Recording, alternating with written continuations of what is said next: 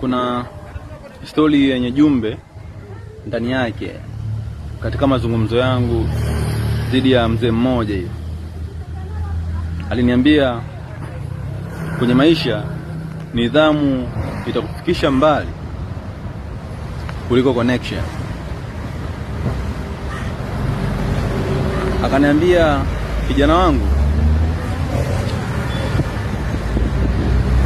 jua kutofautisha kati ya mtu anayekushika mkono ili utembee naye na mtu anayekushika mkono ili usianguke.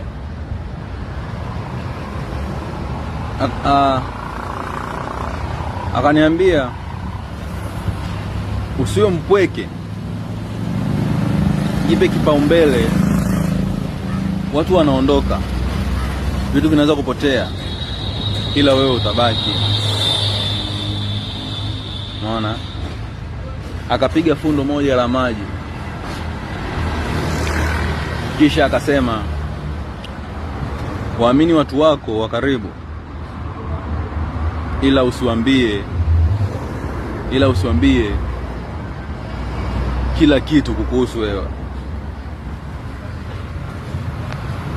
Nikawa natafakari yale maneno. Wakati natafakari, akaongeza kwa kusema, kupona ni kujua kuwa haijalishi uliwapenda watu kiasi gani, ila unaweza kuishi bila wao, kwa sababu usikubali mtu akuvunje moyo mara mbili. Maisha yako yanautegemea wewe. Chagua njia yako kwa ajili ya maisha yako ya kesho. Sijui mwenzangu umejifunza nini kupitia hii story. Mimi nilijifunza mambo mengi. Sijui na kwako.